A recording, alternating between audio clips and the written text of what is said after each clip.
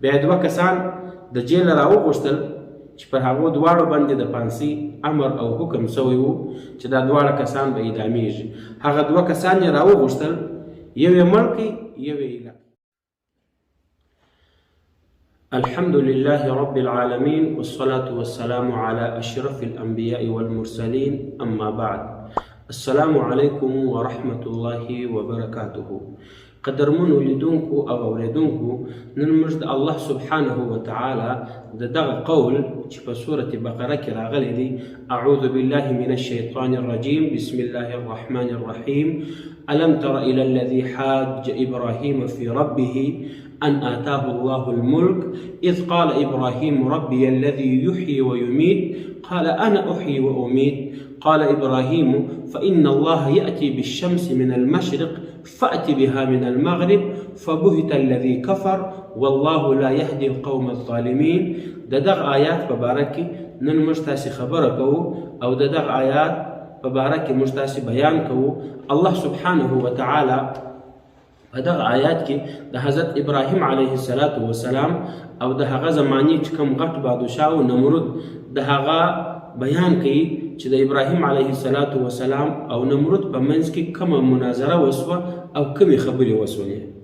الله سبحانه وتعالى ونمرود ته یو ډېره غټه بادشاهي ورکړې وه او الله سبحانه وتعالى نمرود ته پر ټول عالم باندې د مشرقه څخه نیولې بیا تر مغربه پورې پر ټول عالم باندې د نمرود بادشاهي وه.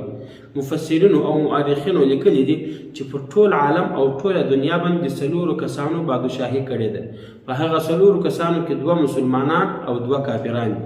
په مسلمانانو کې چې پر ټول عالم یې بادشاهي کړې ده، یو حضرت سلیمان علیه السلام او بل ذوالقرنین، او په کافرانو کې چې پر ټول عالم یې بادشاهي کړې ده هغه یو بخت نصر باچا او بل نمرود. نمرود د ټول عالم بادشاه. الله سبحانه وتعالى ونمرود ته ډېره پراخه بادشاهي ورکړې ده او ډېر پراخه مملکت او بادشاهي یې ورکړې وه.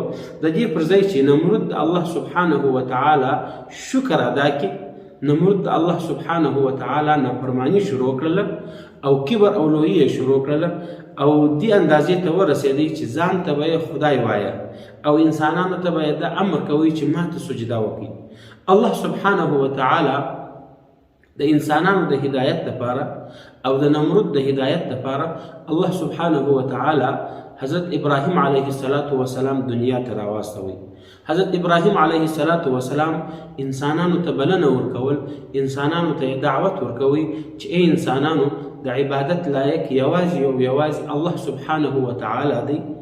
دغه بوتان چې تاسو جوړ کړي دي دا د عبادت لایق نه دي، دا ستاسې په لاسو باندې جوړ شوي دي، دا ډبرې دي، دا نه اوري نه څه ویني، نه ستاسې خبرې اوري، نه تاسې ته ګټه در رسوي، نه تاسې ته تاوان در رسوي. کافرانو او مشرکینو به ډبرې وتراشلې، د هغه څه به یې بوتان جوړ کړله، بیا به یې پر هغه بوتانو باندې نومان کښېښول. دا ما ته اولاد راکوي، دا پر موږ باندې باران وروي، دا بوت پر موږ باندې روزي راوروي، دا بوت موږ ته ګټه را رسوي، دا بوت موږ ته پلانکې ګټه رسوي، پلانکې شي دپاره دا بوت موږ جوړ کړی دي. دغه رقم مختلف بوتان به کافرانو جوړ کړي ول، بیا به یې هغه ډبرو ته چې دوی په خپل لاس باندې تراشلي وې هغه ته به یې سر پر سجده ایښوی. حضرت ابراهیم علیه السلام به دوی ته ویل چې ای انسانانو دغه ډبرې تی په خپلو لاسو جوړې کړي دي او بیا دغه ډبرو ته سر پر سجده ایږدئ. دا د عبادت وړ نه دي، دا نه ستې خبرې اوري، نه تی ته ګټه در رسوي، نه تی ته تاوان در رسوي. د عبادت وړ یوازې الله سبحانه وتعالى دی چې هغه د هر څه خالق او مالک دی. خو خلکو دا نه منل، بیا به یې هم دغه ډبرو ته سجده کول. یوه ورځ په کال کې داسې ول چې په هغه ورځ کې به د دې د اختر ورځ وله، دوی به په هغه ورځ باندې میلې ته وتل. نو په دغه ورځ باندې د دې کلي او شهر او د دې علاقې څخه ټول خلک په میله باندې ولاړه. حضرت ابراهیم علیه السلام ته یې هم وویل چې زموږ سره په میله ولاړ شه. ابراهیم علیه السلام ورته وفرمیل انا سقیم، زه ناجوړه یم، زه نه ځم. کله چې دوی په میله باندې ولاړه، ابراهیم علیه السلام تبر راواخیستی او د دوی ټول بوتان یې مات کړل. کله چې دوی واپس راله، د ابراهیم علیه السلام یې پوښتنه وکړه چې دا زموږ بوتان دې ولې مات کړي دي؟ او بیا ابراهیم علیه السلام خپل باچا نمرود ته بوتلی. نمرود پوښتنه جن وکړه چې ای ابراهیم ته د چا عبادت کوې؟ ابراهیم علیه السلام ورته وویل زه د هغه ذات عبادت کوم یحیی و یمیت چې هغه انسانانو ته ژوند ورکوي او هغه انسانانو ته مرګ ورکوي. نمرود ورته وویل چې په خپله بادشاهي باندې ډېر مغروره و. هغه وویل ای ابراهیم انا احیی و امید، زه هم انسانانو ته مرګ او ژوند ورکوم. بیا دوه کسان د جیله راوغوښتل چې پر هغو دواړو باندې د پانسۍ امر او حکم سوی و چې دا دواړه کسان به اعدامیږي. هغه دوه کسان یې راوغوښتل، یو یې مړ کړي یو یې ایله کړي. ول دغه دی یو مې مړ کړي یو مې ازاد کړي، دغه دی یو ته مې ژوند ورکړي بل ته مې مرګ ورکړي. ابراهیم علیه السلام سر خلاص و چې دی ډېر ناپوه دی او دی ډېر بې عقل دی. په دې دلیل یې سر نه خلاصېږي چې حقیقت کې ژوند ورکولو والا هغه الله دی او حقیقت کې مرګ ورکولو والا الله دی. تا خو یوه ته عفوه وکړه، ژوندی کړی دې نه دی. الله سبحانه وتعالی خو هغه ذات دی چې انسان د نیستي څخه په هستي بدلوي، انسان د عدم څخه انسان ته وجود ورکوي.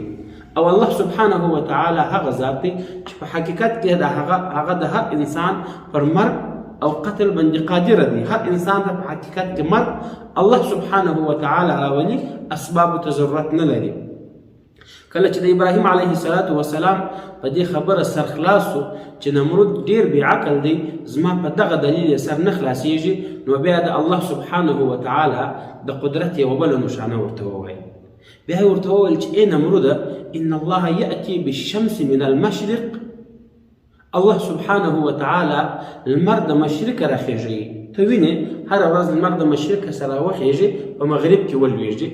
فأتي بها من المغرب، که چیرې ته رښتیا هم نعوذ بالله خدای الله یې، فأتي بها من المغرب، ته د لمر د دې خوا څخه نن راوخېږه. فبهت الذي كفر.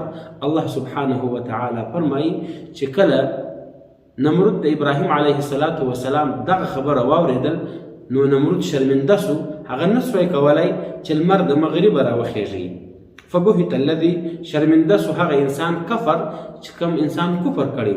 بیا الله سبحانه وتعالی فرمایي والله لا يهدي القوم الظالمين. الله سبحانه وتعالی وظالمو انسانانو ته هدایت نه کوي. بیا الله سبحانه وتعالی مفسرینو لیکلي دي چې د نمرود پر قوم باندې الله سبحانه وتعالی د غماشو عذاب راوستی، او بیا په هغه غماشو کې یوه غماشه چې په پښه باندې ګوډه وه هغه د نمرود په پزه ننوتل او د هغه دماغ ته ولاړه.